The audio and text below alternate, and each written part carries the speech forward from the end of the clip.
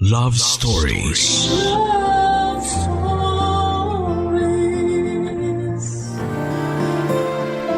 Ika nga nila, age is just a number.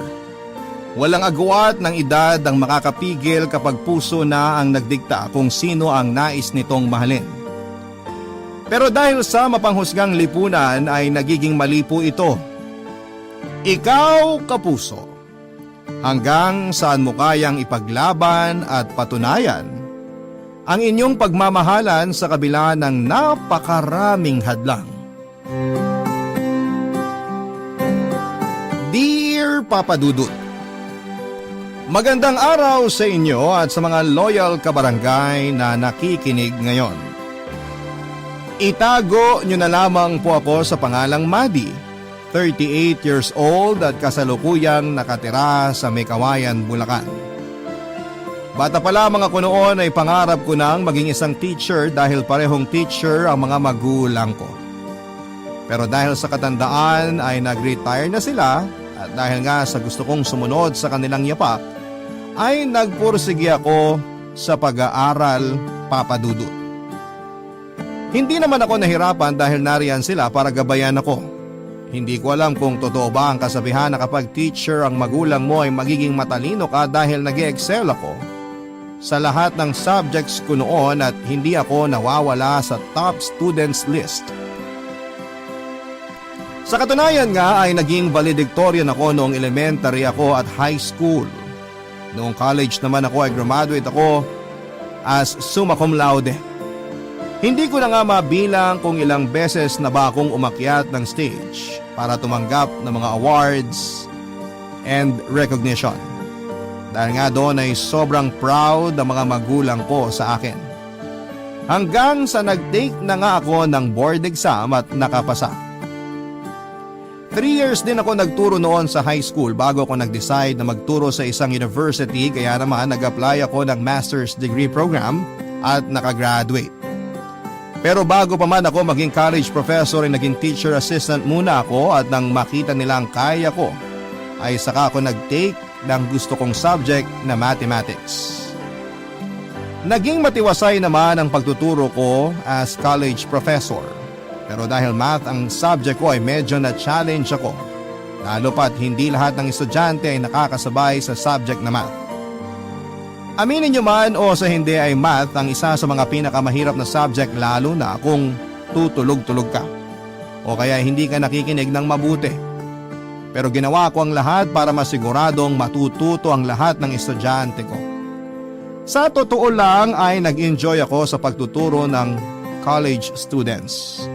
Siguro dahil na rin sa nakikita ko ang sarili ko sa kanila noong nag-struggle pa lamang ako sa pag-aaral ko.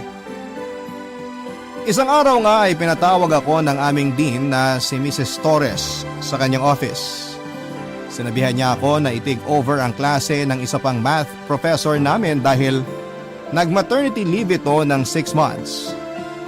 Total ay maluwag naman daw ang schedule ko at ako lang ang available professors ng mga oras na yon. Bilang hindi na naman ako pwedeng tumanggi ay pumayag na ako at kinabukasan nga ay agad na ako nagsimula sa pagtuturo sa pansamantala kong mga estudyante at pagkatapos ay lilipat naman sa kabilang klase. Naging maayos naman ang pagtuturo ko dahil nakikinig naman sila sa akin at madali lang silang turuan. Wala naman akong problema sa araw-araw na pagpasok ko maliban na lamang nang isang hapon ay pauwi na sana ako nang mapansin kong may 3 estudyanteng nagkukumpulan at parang may binubugbog.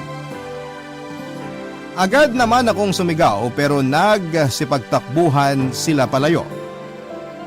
At tanging naiwan na lamang ay ang bugbog saradong estudyante na isa sa mga tinuturuan ko at agad ko po siyang nilapitan, Papa Dudut.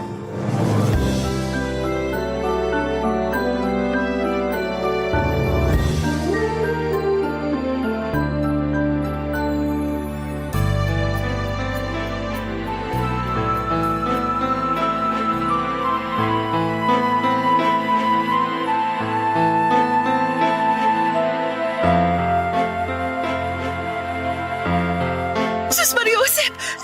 Teo, kaya mo bang tumayo? Halika, tulungan na kita. Utang! Salamat po. Ano bang nangyari? Bakit ka binugbog ng ganyan? Kaaway mo ba yung mga yon? Hindi po. May utang po kasi ko sa kanila. Ha? Utang? Teka nga, mamaya na natin pag-usapan yan. Mukhang kailangan na kitang dalhin sa ospital. Kaya mo bang maglakad? Kaya naman po. Ayun lang naman yung kotse ko. Tiisin mo lang muna. Lakad lang tayo ng konti. Oh, dahan-dahan ha. Anong masakit sa'yo? Masakit po tong tagiliran ko eh. Bago po kayo dumating, sinipa-sipa po nila ako nung napaiga ako. Ang bayolente naman ng mga yun. Oh, sakay ka na. Dahan-dahan lang. Maupo ka lang muna dyan. Teka, suotin natin tong seatbelt. Huwag kang matutulog ha. Dadaling kita sa ospital para magamot ka kaagad. Salamat po, ma'am.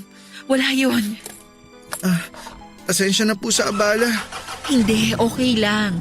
Responsibilidad ko rin to bilang teacher. Pero bakit ka nga ba kasi nabugbog ng ganyan? Utang lang ba talaga ang dahilan? Opo. Sinisingil na po kasi nila ako. Kaso wala naman po akong pera. Bakit ka naman nangutang sa kanila? Para po sa mga reseta ng gamot ni mama. Gamot? Bakit? Anong nangyari sa mama mo? 2 months na po siyang naka-confine sa ospital. Comatose po siya. Di ko nga po alam kung saan ako kukuha ng pambayad namin sa ospital eh. I'm sorry to hear that. Pero baka naman may health insurance ang mama mo. Malaking tulong yon para mabawasan ang babayaran nyo. O pwedeng wala na kayong bayaran. Di ko po sigurado kung may insurance po si mama. Di ko naman po siya matanong kasi nga po comatose na siya. Pero bakit ikaw ang namumroblema niyan? Anong ginagawa ng tatay mo? Nako, di ba ako dapat nagtanong tungkol sa tatay mo? Ayos lang po. Nabigla lang po ako. Ayos lang naman kung hindi mo sasagutin. Pasensya na kung feeling mo nang hihimasok ako ha. Di naman po sa ganun. Ang totoo po niyan, may iba na pong pamilya ang tatay ko. Ay, sorry. Okay lang po. Matagal na rin naman po nung iwan niya kami ni mama. Kamag-anak ba? Wala bang kamag-anak na pwedeng tumulong sa inyo ng mama mo? Lahat po ng mga kamag-anak namin nasa Ilocos Norte. Kami lang po ni mama ang nandito sa Bulacan. Ganun ba? Di mas lalong kailangan mo ngang alamin at maasikaso ang insurance ng mama mo. Wala naman po akong sapat na oras. Pag umaga po kasi nag-aaral ako. Pagkatapos po nun, diretso na ako sa trabaho hanggang gabi. So working student ka? Saan ka naman nagtatrabaho? Waiter po ako sa isang restaurant. Maliit lang naman po ang sahod. Pero nakakaraos naman po ako kahit papano. O sige, ganito na lang. Sa Saturday ba may trabaho ka? Meron po. Pero panggabi lang naman po ako lagi. Ganito, sasamahan kitang lakarin ng maaga yung insurance ng mama mo. Since Saturday, half day lang ang office nila kaya dapat maaga tayo. Naku, wag na po ma'am. Nakakaya na po sa inyo. Ano ka ba? Huwag kang mahiya. Gusto ko rin namang makatulong kahit sa ganitong paraan lang. Maraming salamat po ma'am. Hayaan niyo po at babawi po ako sa pagtulong niyo sa akin. Naku, huwag mo nang isipin yon. Kusang loob akong tumulong at hindi ako humihingi ng kapalit. Nang makarating kami sa ospital ay agad siyang ginamot ng nurse samantalang ako ay naghihintay lang na matapos sila. Hindi ko ma-imagine ang klase ng hirap na pinagdadaanan ni Theo ng mga oras na yon. Dahil lumaki ako na palaging nakaalalay sa akin ang mga magulang ko. Naisip ko kung gaano kahirap ang walang magulang na gumagabay at umaalalay sa iyo, kagaya na lamang ng sitwasyon ni Theo. Pero hindi ko rin maiwasang hindi humanga dahil napagsasabay niya ang pag-aaral at pagtatrabaho. Idagdag pa na binabantayan niya ang nanay niya sa ospital at inaalagaan ito. Nagtatrabaho siya para sa pag-aaral niya at kahit papaano ay mabili niya ang mga kailangan ng kanyang ina. Papadudot na aawa po ng husto kay Theo dahil wala man lang siyang ibang maasahan, kundi ang sarili lamang niya. Nagtatrabaho siya para lamang mabuhay siya sa araw-araw at makapasok sa school. Naisip kong napakabata pa niya para danasin ang lahat ng yon. pero malamang ay sinusubok lamang siya ng nasa itaas. Pero nahiling ko rin na sana ay magising na ang kanyang ina para kahit papaano ay mabawasan na ang pasanin niya. Habang nakatingin ako sa kanya ng mga oras na yon ay nabuo na ang desisyon ko na tulungan siya sa abot ng makakaya ko. Hindi ko alam Papa Dudut kung dahil ba sa naaawa lamang ako, pero naisip ko na kung ako siguro ang nasa kalagayan niya ay malamang ay hindi ko kayanin. Gusto ko na malaman niyang hindi siya nag-iisa at may karamay siya sa hirap na pinagdadaanan niya. Kinabukasan nga ay walang Theo na pumasok sa kanyang klase at alam ko naman kung bakit.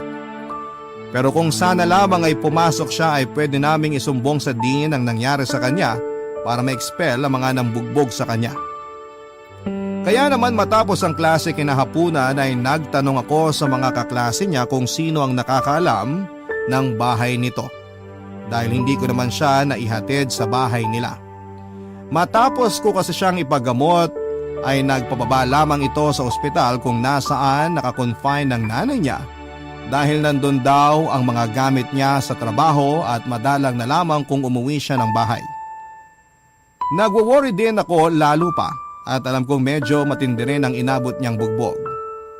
Pero halos lahat ng sagot sa akin ng mga napagtanungan kong estudyante ay hindi nila alam. Maliban na lamang sa isang estudyanteng lumapit sa akin na sa pagkakatanda ko ay Josh ang pangalan. Sinabi niyang best friend siya ni Theo kaya alam niya kung saan ito nakatira. Kaya nga nang matapos ang klase kinahapunan ay nagpasama ako kay Josh papunta sa bahay ni Theo para na rin mangumusta Papa Dudut.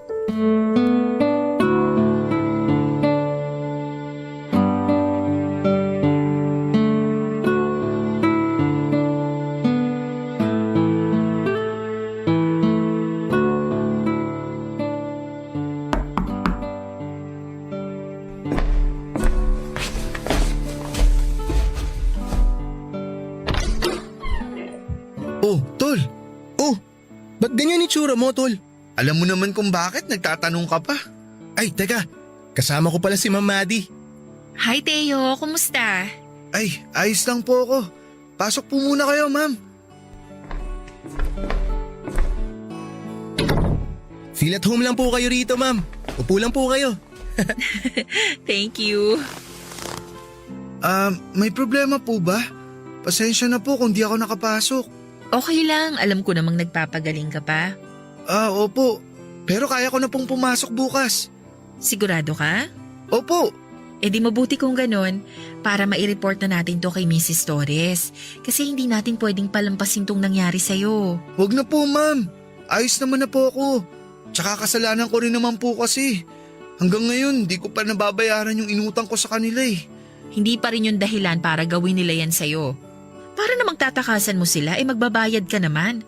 At ginawa pa talaga nila yon sa loob ng premises ng university? Kaya may rules silang nilabag. Ma'am, excuse lang po ha. Ano yun, Josh? Kung isusumbong po ni Theo yung mga nambugbog sa kanya, baka naman po lalo siyang pag-initan. Baka po sa susunod, di na nila gawin sa loob ng school. Baka po pag nagkataon, abangan nila si Theo sa labas. Sisiguraduhin naming walang mangyayaring ganon. Bakit? Natatakot ka ba na babalikan ka nila? Sa totoo lang, opo, ma'am eh. Hinding-hindi ka na nila ulit masasaktan. Pag-uusapan namin ni Mrs. Torres ang magandang gawing disciplinary action sa mga gumawa sa'yo niyan. Thank you po, ma'am. Ang dami ko na pong atraso sa inyo. Ano ka ba? Sinabi ko naman sa'yong gusto kitang tulungan. Bukal sa kalooban ko to. So, okay na? Wala nang problema? Shh, ano ka ba? Kausap po si ma'am. Sabat ka ng sabat eh. Kasi naman, Tol, di mo ba kami pagmemeryendahin ni Ma'am? Alam mo namang wala pa akong pera, Tol. Ayos lang ako. Uuwi na rin naman ako eh. Kinumusta lang talaga kita. Pasensya na po sa abala, ma'am. Pinuntahan niyo pa po talaga ako rito. Gusto ko lang siguraduhin na okay ka. Sa paano? Makakapasok ka na talaga bukas? Opo, ma'am. Maraming salamat po talaga. Oh, di ba, Tol? Sabi ko sa'yo, mabait si Ma'am Maddie. Alam ko kasi professor din siya ng kapatid ko. Naku, mukhang pinag-uusapan niyo ko ah. Takot po kasi sa inyo yan si Teo, ma'am eh. Bakit naman? Mukha daw po kasi kayong masungit. Huy, ano ka ba tol? Bibig mo nga. Actually, sanay na ako. Aminado naman akong mukha talaga akong masungit. Pasensya na po kayo sa amin ni Josh ha. Okay lang. O paano? Uuwi na ako. Ikaw, Josh, maiwan ka muna ba rito? Ay, hindi po ma'am. Sasabay na po ako sa inyo. Kasi wala pong tricycle na masasakyan dyan sa labas. Pag di po ako sumabay sa inyo, kailangan ko pong lakarin hanggang dun sa kanto. Ganun ba? O sige. O, maiwan ka na namin, Teo, ha? Kita na lang tayo sa school bukas. Sabay na po ako sa inyo hanggang kanto. Pabalik na rin naman po ako ng ospital eh. O, sige. Ay, siya nga pala. Kumusta ang lagay ng mama mo? Wala pa rin pong pagbabago. Para pa rin po siyang lantang gulay. Kung hindi mo mamasamain, ano bang nangyari sa kanya? Na-stroke po kasi si mama. Ang problema po, 3 beses na po niyang na-stroke. Wala pa bang sinasabi ang mga doktor kung kailan magigising ang mama mo? Ang sabi lang po nila sa akin, pwedeng magising pa po si mama, pwedeng hindi na. Tatagan mo lang ang loob mo. Hayaan mo't sasama ko siya sa mga dasal ko. Maraming salamat po. Kahit papano po, napagaan niyo loob ko.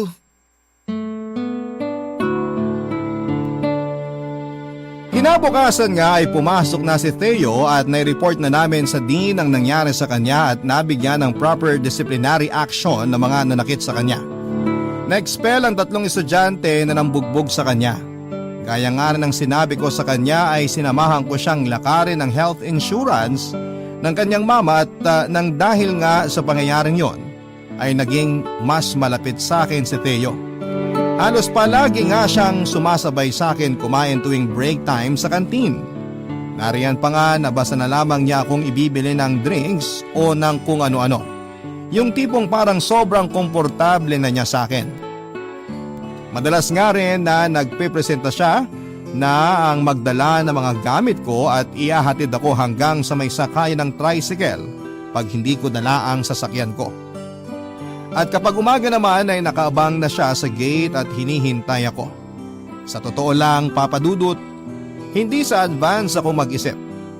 Pero pakiramdam ko kasi ng panahon na yon ay parang may iba siyang pinapahiwatig sa akin. Barangay Love Stories. Barangay Love Stories. Papa Dudut, pinilit ko pong baliwalain lahat ng mga napapansin ko kay Theo dahil baka masyado lamang akong nag-o-overthink. Na baka tumatanaw lamang siya ng utang na loob sa akin. Pero ang mga kutob ko lang noon ay unti-unting nabigyan ng linaw nang magsimula na akong makatanggap ng mga sulat galing sa kanya na iniwanan niya sa ilalim ng table ko. Wala namang pangalan niya ang nakalagay doon pero alam na alam ko ang penmanship niya. Kaya nalaman ko kaagad na siya yon. Nilalaman ng sulat ang tungkol sa tunay niyang nararamdaman para sa akin. At hindi niya alintana ang malaking agwat ng edad namin. Napangiti ako nang mabasa ko ang sulat niya pero nang ma-realize ko kung anong sitwasyon meron kami ay agad kong kinastigo ang sarili ko. Dahil bukod nga sa dekadang agwat ng edad namin, ay mahigpit din pong ipinagbabawal ang romantic relationship sa pagitan ng teacher at ng estudyante. Hindi lang reputasyon ko bilang guro ang pwedeng masira kundi pati na rin ang pangalan ni Theo. At higit sa lahat ay maaari din na ma-revoke ang lisensya ko bilang isang teacher na hindi ko mapapayagan. Naisip kong hindi ako nag-aral ng mabuti at nagtapos ng pag-aaral para lamang masayang ng ganon. Kaya naman kinumpronta ko si Theo at sinabihang itigil na niya ang ginagawa niya dahil pareho lamang kaming mapapasama. Pero sadyang matigas ang ulo niya at sinabing gagawin niya ang lahat para magustuhan ko rin siya. Sa totoo lang, Papa Dudut, may nararamdaman ako para sa kanya. Pero dahil hindi pwede ay pilit kong nilalabanan ang sarili kong damdamin. Bata pa si Theo at alam kong lilipas din ang nararamdaman niya para sa akin at malayo pa ang mararating niya. Kaya naman halos naging mabigat na sa loob ko ang pagpasok araw-araw dahil alam kong Mangungulit na naman si Theo sa mga paraan niya ng panliligaw. Wala akong masabi dahil nakikita kong sincero siya at determinadong mapasagot ako. Pero hindi yon kasali sa mga plano ko sa buhay at iniisip ko ang maaaring sabihin ng mga estudyante ko at ng mga co-teachers ko. Ganon ang setup namin at hindi rin nagtagal ay tuluyan na akong nahulog sa kanya. Hindi naman kasi siya mahirap magustuhan, Papa Dudut. Mabait siya at masayahin sa kabila ng sari-saring problema niya sa buhay. Lalo pa at wala pa ring balita kung kailan magigising ang nanay niya.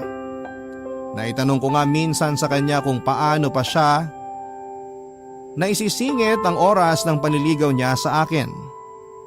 Kung tutuusin ay napakahaba ng oras na iginugugol niya sa pagbabantay sa ospital pagkagaling niya ng school. At kapag gabi naman ay nagtatrabaho pa siya. Pero ang sagot lamang niya sa akin ay gagawa at gagawa siya ng paraan para makapaglaan ng kahit kaunting oras para sa akin. At dahil nga opisyal na kaming magkasintahan na ipinakilala na niya ako sa kanyang nanay kahit na comatose pa ito sa ospital.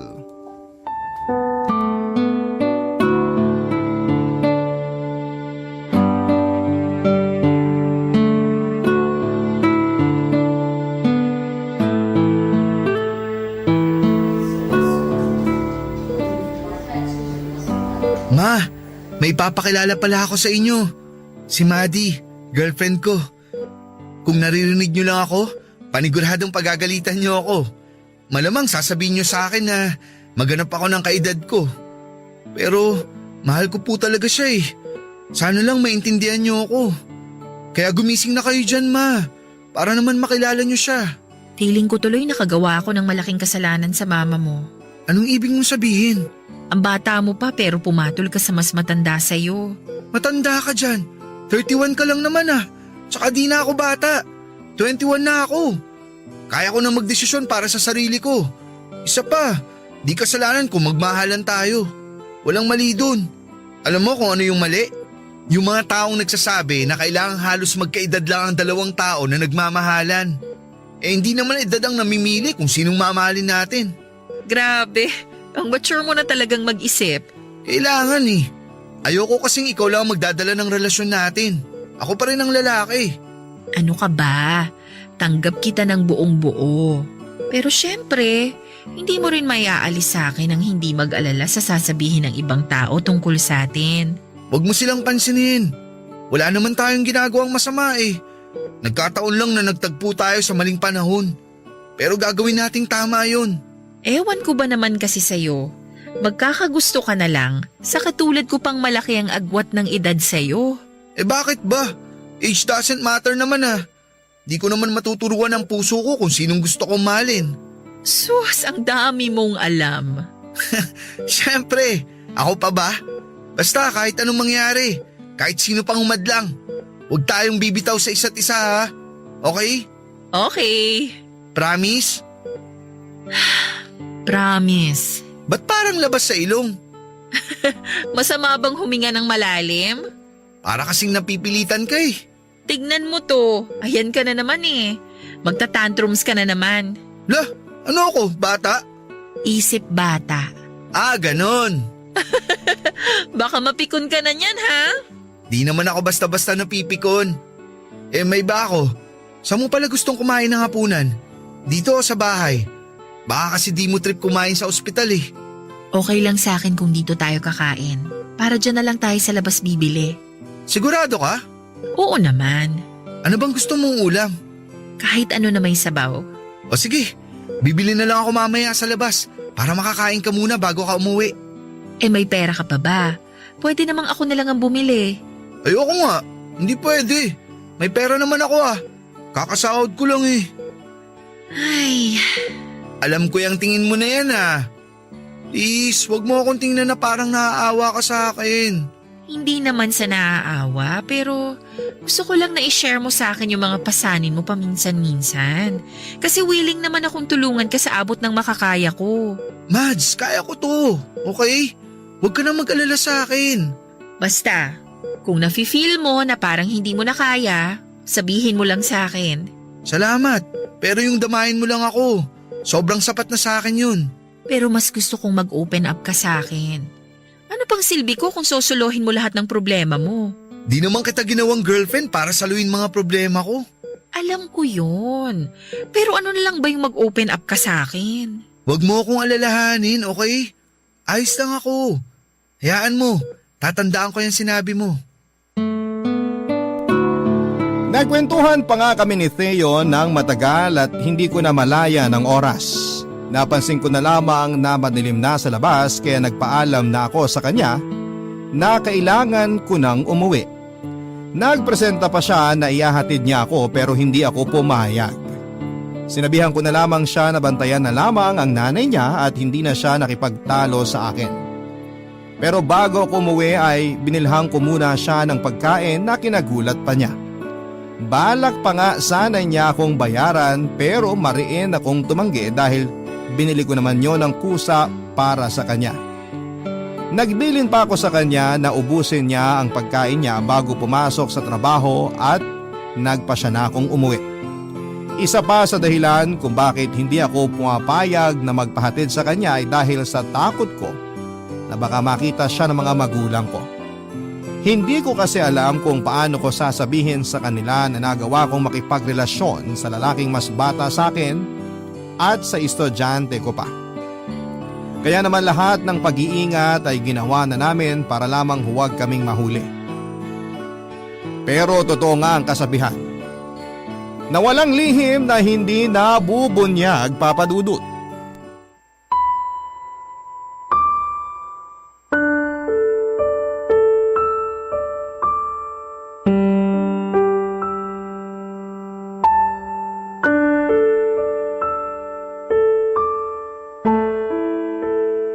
I'm so disappointed in you, Maddie.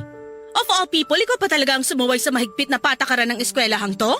I'm so sorry, Mrs. Torres. Alam ko pong mali ang nagawa ko. Pero bigyan niyo po sana ako ng chance na itama yung pagkakamali ko. You know what, Maddie? Wala akong pakialam sa personal affairs mo. Pero hindi ko mapapalagpas to. Nakipagrelasyon ka sa estudyante mo at nakita kayo na nagyayakapan ng magulang ng isang estudyanteng nag-aaral dito. Ano na lang ang sasabihin nila? Na pinapayagan namin ng ganitong bagay? Alam mo bang inilalagay mo sa alanganin ang reputasyon ng university na to? Wala pong kasalanan dito si I'm not talking to you, Theo. Maghintay ka kung kailan kita kakausapin bago ka magsalita. Naiintindihan mo? Sorry po. So back to you, Maddie. Alam mo naman siguro kung anong consequences ng ginawa mo. Yes, Mrs. Torres. I've always been proud of you. Isa ka sa napakahusay na professor ng university na to. Sa tagal mo nang nagtuturo dito, kahit kailan wala ako naging problema sa'yo. Kaya nga nung may nagsumbong sa akin kahapon, ayoko maniwala. Kasi kilala kitang may delikadesa at dignidad at mahal mo ang propesyon mo. Ano bang tumakbo dyan sa utak mo? Anong dahilan bakit ka nakipagrelasyon sa estudyante mo? Anong dahilan at nagawa mong suwayin ng patakaran dito? I'm sorry, Mrs. Torres. Alam kong wala akong excuse na nangyari pero nagmahal lang naman po ako. Sorry po kung hindi ko napigilan ang sarili kong magmahal sa taong hindi ko naman dapat mahalin. Ay, Maddie, di kita hinuhusgahan sa kung anong nararamdaman mo. Pero teacher ka. Sana man lang naisip mo na walang madudulot na maganda ang pakikipagrelasyon mo sa isang estudyante. Ikaw dapat ang magsisilbing pangalawang magulang nila na gagabay sa kanila. Isa kang role model. Yan ba ang gusto mong gayahin ng ibang guro at estudyante? I'm sorry po. Kung ano man po ang kaparusahan na ibibigay niyo sa akin, maluwag ko pong tatanggapin. Kung kinakailangan po na hiwalayan ko si Theo, gagawin ko. Maddie! Well, dapat lang naman talaga na hiwalayan mo siya. Kasi baka sa susunod, hindi lang isang tao na nakakakilala sa inyong magsumbong sa akin. Naiintindihan mo naman siguro kung anong papel ko dito, Maddie. Na kahit anong mangyari, kailangan kong panatilihing malinis ang reputasyon ng universidad na to. Kahit pa mawala ng isang mahusay na guro ang kapalit. Mrs. Torres, please. Kahit anong kaparusahan po, huwag niyo lang po akong paalisin dito. Mali po ang nagawa ko. Pero kung parurusahan niyo po ako, huwag niyo na po sanang idamay si Theo. Magpahinga ka muna ng isang buwan, Maddie. At ikaw, Theo, you're suspended for 1 week. Isang buwan po ang suspension niya? Wala naman po kaming ginagawang masama. Hindi pa ba masama tong relasyon nyo? Gaya nga ng sinabi ko, wala akong pakialam sa private life nyo. Pero ang ilagay nyo sa alanganin ng university na to ay hindi ko mapapalagpas. So I suggest, maghiwalay na muna kayo. Kung kayo talaga, I'm sure magkakabalikan kayo in the future. Graduating ka na rin naman, Teo. Maawa ka na sa sarili mo. 2 beses ka nang umulit ng 4th year. Please naman, gumraduate ka na. Makinig ka na lang, Teo. Nangako ka sa akin eh. Ganun lang ba yun? Hindi talaga dapat nangyari to in the first place. Kung hindi lang ako naging marupok at nagpadala sa bugso ng damdamin ko. Ay, Narinig mo ang professor mo, Teo. Para sa ikabubuti niyong dalawa to, alalahanin mo rin na isang respetadong guro si Maddie. Gugustuhin mo ba na masira ang reputasyon niya dahil lang sa makasarili mong desisyon? Kung talagang mahal niyo ang isa't isa, bibigyan niyo ng panahon ng mga sarili niyo hanggang sa maging tama na ang lahat at pwede na ang pag-iibigan niyo. naiintindihan ko po, Mrs. Torres. Pasensya na po kung naiskandalo ang university natin dahil sa amin. Well, since gusto ko nga na manatiling malinis ang reputasyon ng university na to, nakiusap ako sa witness na kung maaari, hindi na kumalat pa ang tungkol sa bagay na to at pumayag siya. Sinabi lang naman daw niya sa akin para habang maaga, mapigilan ang paglalapan ng sitwasyon. Pasensya na po talaga, Mrs. Torres. Okay, magsilbing lesson sa inyong dalawa to. Katulad ng sinabi ko kanina, hindi ko kayo hinuhusgahan. Pero may tamang panahon para sa lahat ng bagay. At hindi ito ang tamang panahon para sa inyong dalawa. Yes, Mrs. Torres.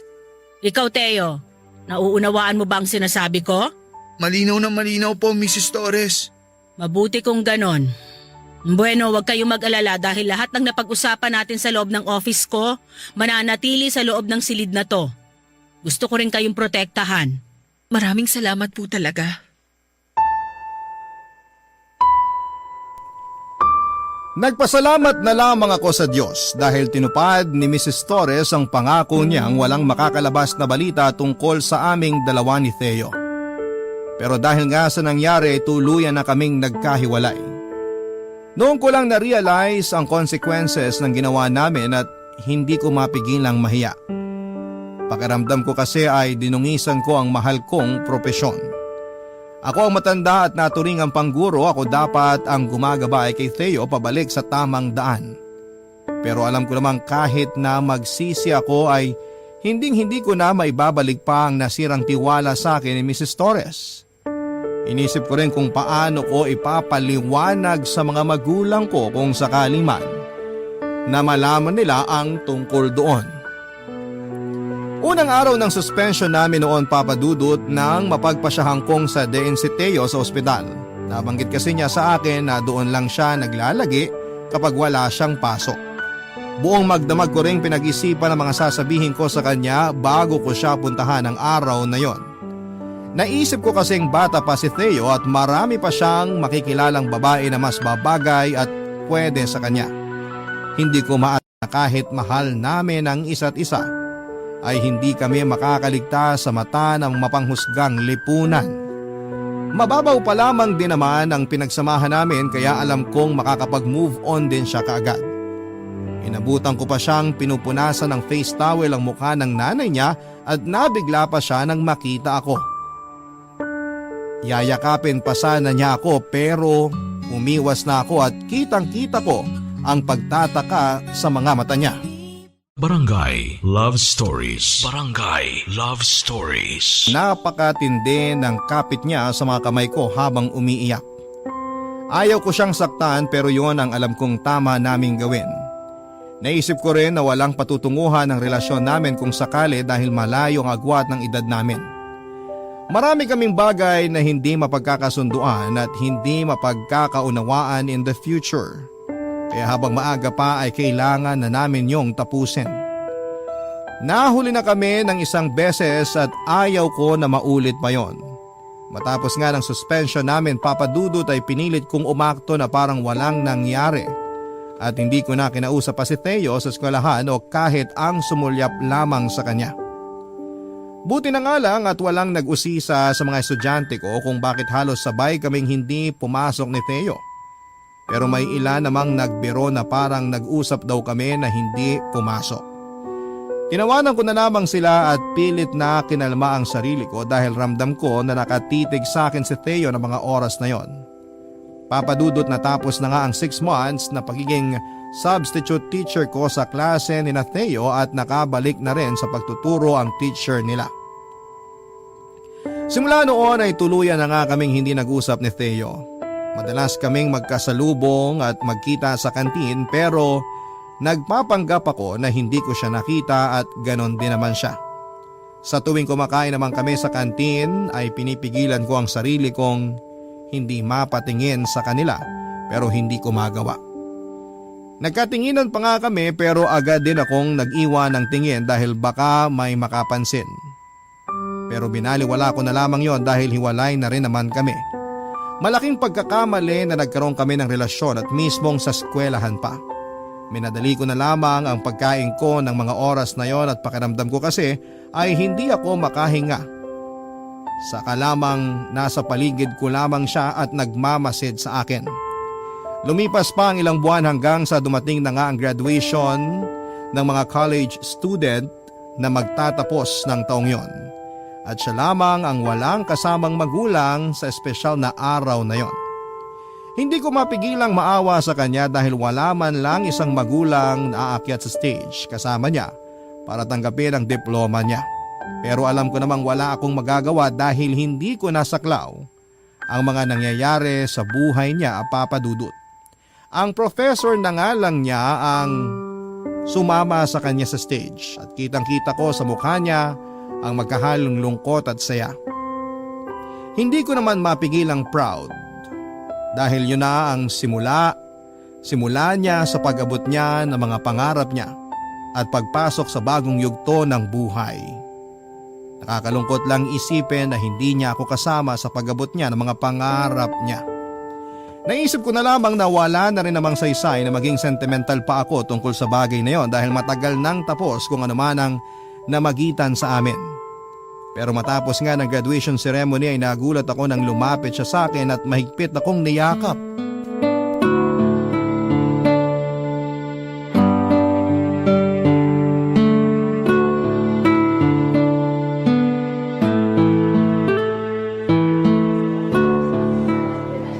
Madi, payakap naman! Teka, Theo! Huwag mo akong yakapin. Ano ka ba? Sorry, natutuwa lang ako. Finally, nakagraduate na rin ako. Akala ko ulitin ko na naman ang 4th year eh. Oh, bakit parang tensyonado ka? Nasa loob tayo ng university. Kaya dumistansya ka muna sa akin. Bakit? Graduate naman na ako ah. Pwede na tayo. Kahit na. Doon nga tayo sa bench mag-usap. Ang ingay dito eh.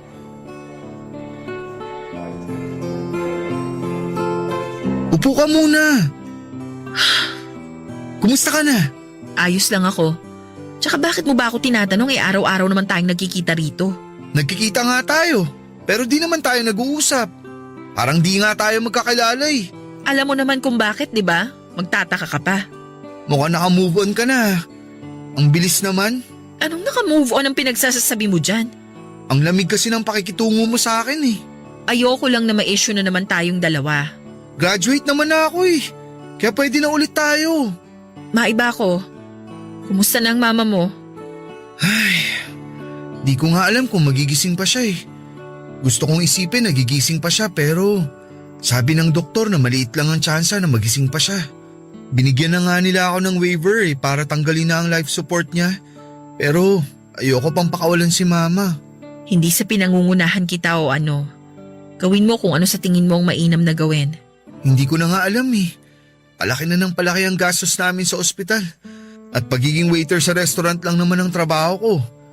May insurance man si mama, di ko naman alam kung masasakop nun lahat ng bills namin. Halos magdadalawang taon na rin nakaratay si mama sa ospital eh.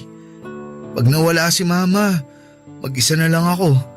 Kaya nga kahit maliit na tsansa lang, umaasa ako na magigising pa siya. Alam kong wala ako sa posisyon para sabihin to. Pero hindi mo ba naiisip minsan na pagpahingahin na ang mama mo? Hindi sa pinangungunahan kita pero ikaw na rin ang nagsabi na maliit lang ang tsansa na magising siya. Naisip ko na yan. Pero ayoko pang bumitaw kay mama. Kahit gaano pa katagal yan, maghihintay ako. Hihintayin ko siya hanggang sa Diyos na talaga ang magpasya na kunin na siya sa akin. Kung ganun, patuloy ka na lang na magdasal para magising na ang mama mo. Pagdarasal ko rin siya. Salamat. Maiba pala ako. May tatanong sana ako pero sana sagutin mo ng totoo. Ano yon? Wala ka na bang feelings para sa akin? Oo, hindi lang ang sagot. Ano? Di naman ako magagalit kung sasabihin mong hindi. Irerespeto ko nararamdaman mo. Nagtatanong lang ako kasi para malaman ko kung may pag-asa pa ba na magkabalikan tayo. Ikaw ang tatanungin ko. Ba't umaasa ka pa na magkakabalikan tayo? Tinatanong pa ba yun? Kasi mahal pa rin kita. Nagpursige ako makagraduate hindi lang para kay mama at sa sarili ko, kundi para na rin maging karapat dapat sa'yo. Kasi kung sakali man na magkabalikan tayo, gusto kong may pagmalaki mo rin ako bahalang araw na hindi lang ako basta estudyante mo lang. Ngayong graduate na ako, maghahanap ako ng maayos na trabaho para kapag nagsama na tayo, kaya na kitang buhayin pati mga magiging anak natin.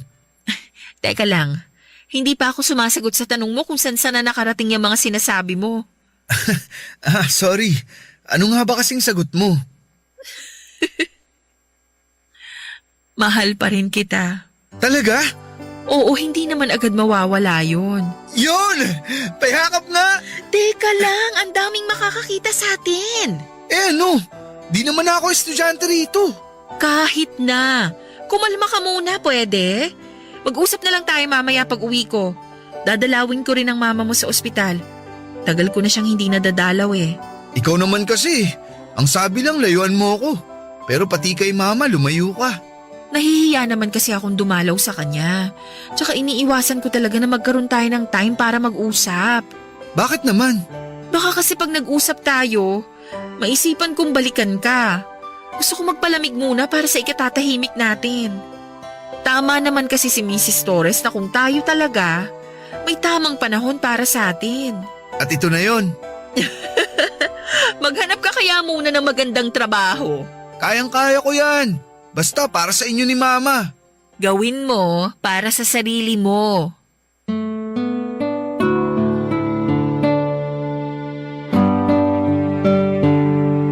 Papadudot gaya nga ng pangako ni Theo sa akin ay nagpursige siyang makahanap ng trabaho at nakapasok bilang call center agent sa isang malaking BPO company sa Makati. Ako naman ay nagpatuloy bilang isang guro dahil nanumpa ako na hanggat kaya ko ay magtuturo ako. Halos 7 buwan din niya akong niligawan noon bago ko siya tuluyang sinagot, Papa Dudut. Kilala na rin siya ng mga magulang ko at nasabi ko na rin sa kanila kung paano nga ba kami nagkakilala ni Theo. Noong una ay nagalit sila pero dahil hindi naman daw nadidiktahan ng puso ay wala na raw silang magagawa at ang importante na lamang daw ay pareho kaming masaya.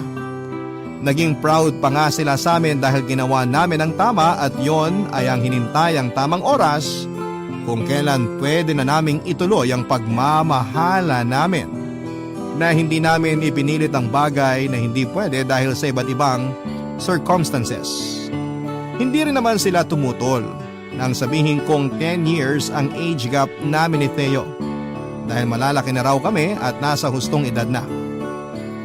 Nagpasalamat ako ng husto sa kanila noon dahil ramdam ko talaga ang pagmamahal nila sa akin at syempre masaya ako dahil tanggap nila ang relasyon naming dalawa. Pero mahigpit silang nagbilin kay Theo na maghanap muna ng trabaho bago ako asawahin.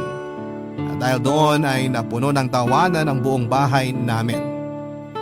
Sa totoo lang, Papa Dudut, takot akong magmahal ng mas bata sa akin dahil hindi lahat ng kapareho ng sitwasyon namin ni Theo ay nagtatagal. Pero dahil sa kanya ay handa po akong sumugal. Naisip kong masaktan man ako ay naranasan ko naman ang magmahal at ang mahalin. Hindi ko nga maintindihan kung bakit sa tinagal-tagal kong pagiging single ay kay Theo ako bumagsak. Pero ayon nga sa isang kasabihan na God moves in mysterious ways, ay naisip kong baka nga may plano siya para sa amin na kami talaga ang nakatadhana para sa isa't isa. Wala na rin kaming pakialam sa mga sasabihin ng iba at ang importante ay mahal na mahal namin ang isa't isa. Pero kung kailan nga kami nagsisimulang mamuhay ng masaya bilang magkasintahan, ay saka naman kami nakatanggap ng tawag mula sa ospital at sinabing patay na ang nanay ni Teo. Pareho kaming nasa trabaho noon kaya naman dali-dali kaming nag-excuse para makapunta sa ospital. Kitang-kita ko ang unti-unting pagsalampak ni Teo sa sahig habang umiiyak at pilit na ginigising ang nanay niya na alam kong hinding-hindi na magigising. Dahil mismong mga doktor na ang nagsabi na hindi na kinaya ng katawan ng nanay ni Teo at isa pa raw na dahilan ay mahina na ang mga organs nito lalo na ang puso. Kalahati ng buong bill na lang ang binayaran namin, 2 sa ospital dahil may kalahati na na-covered sa insurance ng mama niya. 3 araw ding binurol ang nanay ni Teo at halos lahat ng co-teachers ko at mga kaklase niya noong college ay nakiramay. May ilan din sa mga katrabaho niya nagpunta at naroon din sila noong araw ng libing. Matapos mailibing ang kanyang mama ay ilang buwan pa kaming nagluksa. Pero dahil kailangan niyang tanggapin ang mga nangyari at nagpatuloy na siya sa buhay, dinamayan ko siya at sinigurado kong hindi niya mararamdaman na nag-iisa siya, Papa Dudut.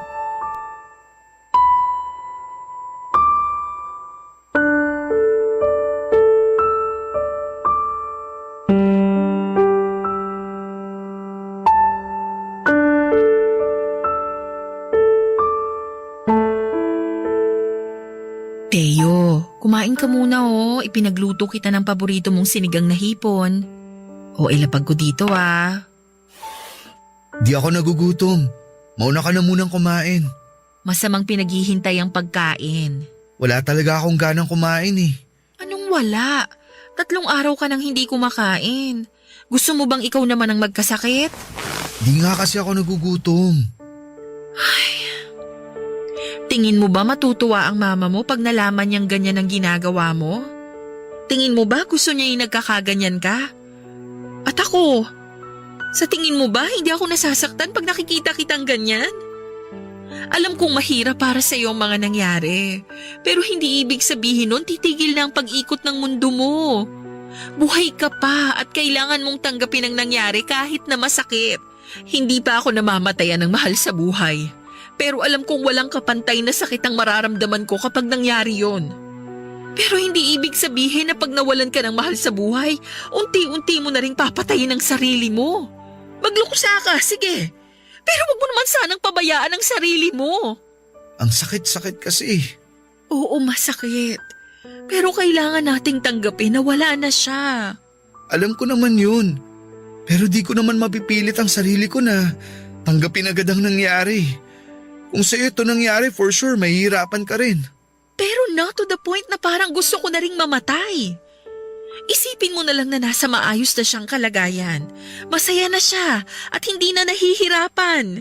Kailangan ko lang ng panahon para maghilom ang sugat sa puso ko sa pagkawala ni Mama. Sapat na panahon lang. Nandito lang ako. Hindi ka nag-iisa. Sasamahan kita hanggang sa maging okay ka. Salamat, Mads ha. Ikaw na lang nagsisilbing lakas ko ngayon. Kung wala ka, siguro napanghinaan na ako ng loob. Manalig ka lang palagi sa nasa itaas. Lahat ng ginagawa niya may dahilan. Hindi niya to ginagawa para pahirapan at pasakitan tayo. Salamat kasi nandyan ka palagi sa tabi ko. Sinabi ko naman sa'yo, di ba? I-share mo lang sa akin lahat ng sakit na nararamdaman mo. Para kahit papano gumaan ang loob mo. Salamat talaga. Pasensya ka na kung madalas matigas ang ulo ko ha. Ano pa nga ba? Ako ang mas matanda kaya ako ang dapat laging umuunawa sa'yo. Sus, ayan ka na naman eh. Bakit? Totoo naman ah. Kainin mo na nga tong pagkain mo. Ayan, lumalamig na tuloy yung sabaw. Okay na yan. Importante, masarap pagkakaluto. Sige na, kumain ka lang ng marami. Ikaw, di ka pa ba sasabay? Sasabay? Kaya nga may ekstrang pinggan at kubyertos eh. Kailangan ko na rin palang pumasok sa trabaho. Nagamit ko na lahat ng emergency leave ko eh. Di ba pwedeng mag-extend ka ng leave? Nagluluksa ka pa naman eh. Gamit na lahat eh. Baka matanggal ako sa trabaho pag nag-extend pa ako. Tsaka tama na to. At least magkakaroon ako ng libangan. Sa bagay, may point ka naman. Basta lagi mong tatandaan, magiging maayos din ang lahat. Oo, basta't magkasama tayo lagi. Pasensya ka na nga pala ha. Pasensya saan? Kasi lagi mo akong iniintindi. Laging ikaw ang nagko-comfort sa akin at tumutulong sa akin. Ni wala man lang akong magawa para sa'yo. Anong wala? Mahal mo ako, di ba? Sapat na sa akin yun. Isa pa, mas kailangan mo ng comfort ngayon kaysa sa akin. Huwag mong ikumpara yung mga nagagawa ko para sa'yo sa mga nagagawa mo para sa akin. Wala tayo sa kompetisyon. Give and take lang naman yan. Hayaan mo. Gagawin ko ang lahat para maging karapat-dapat ako sa'yo. Teo, matagal mo nang napatunayan sa akin na karapat-dapat ka. Kaya wala ka nang dapat gawin para lang patunayan ang sarili mo. Maayos tayong nagsasama at pareho tayong may maayos na trabaho. Mahal natin ang isa't isa. Gusto na kasi kitang pakasalan eh. Kaso nag-iipon pa ako. Ayoko naman ng simpleng kasal lang para sa'yo. Kahit simple lang yan, pakakasalan kita. Tsaka huwag ka nang ma-pressure. Di natin kailangan magmadali. Basta pagbutihin mo lang sa trabaho. Malay mo, ma-promote ka. Mapapakasalan mo na ako agad. Sa bagay, mahal na mahal kita, Maddie. Mahal na mahal rin kita, Teo.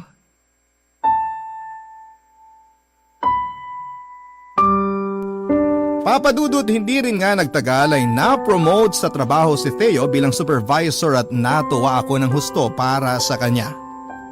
Alam ko na kung nasaan man ang mama niya ay magiging proud ito sa anak niya.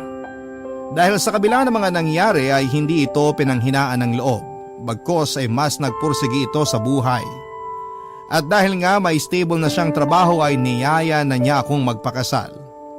Intimate wedding lamang ang nangyari at tanging mga malalapit lang sa amin ang imbitado.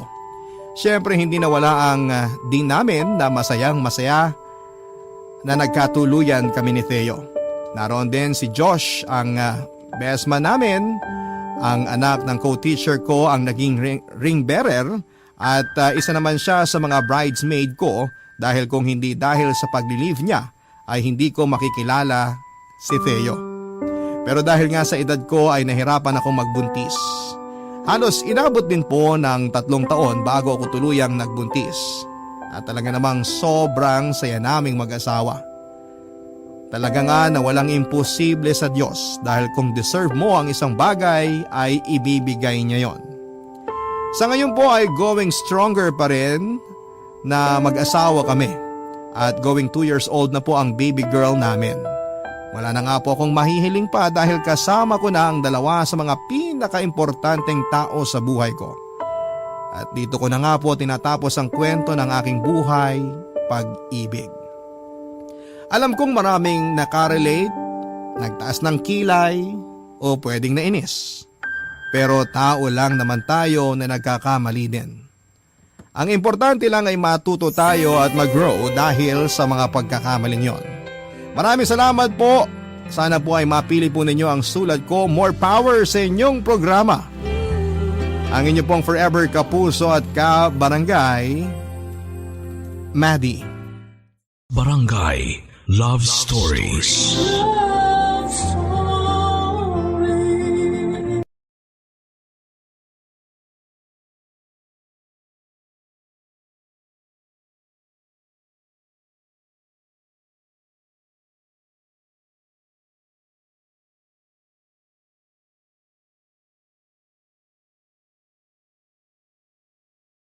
Ito ng pag-ibig, buhay at pag-asa. Ipadala lang sa Barangay Loves